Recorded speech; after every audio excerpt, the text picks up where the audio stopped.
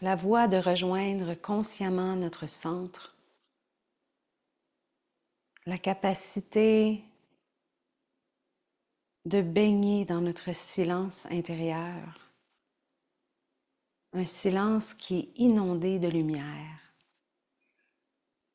puisque c'est depuis cet espace que notre conscience divine nous attend. Et y accéder, c'est un chemin qui nous invite à transcender le mental inférieur, transcender les couches de conditionnement, les programmations, les traumas, les blessures, les habitudes, les discours intérieurs, tout ce qui appartient aux structures rigides du mental et qui opacifie notre vision et bloque la voie d'accès à ce profond silence. Alors, c'est un chemin, un entraînement, une pratique.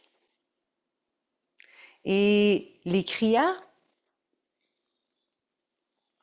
ont été transmis depuis des milliers d'années, depuis les profondeurs de l'Himalaya, de maître en disciple,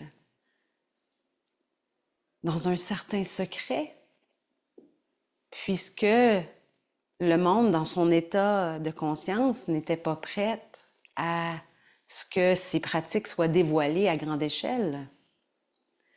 Mais ces pratiques ont été découvertes et développées dans le but précisément de permettre cet accès.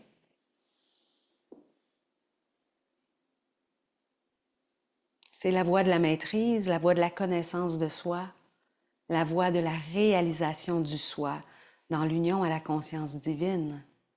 Et donc, à chaque fois qu'on pratique, on ouvre davantage la voie en nous et cette pratique se diffuse dans tous les aspects de notre vie.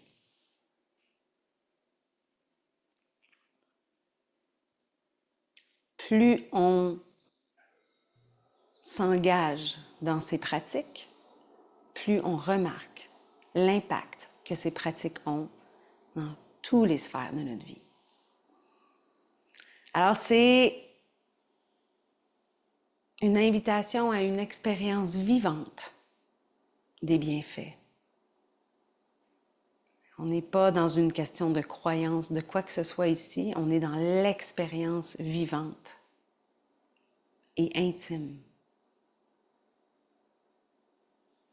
C'est une foi qui naît de la certitude par l'expérience. Tout le monde est invité, tout le monde a accès. Il faut simplement le vouloir.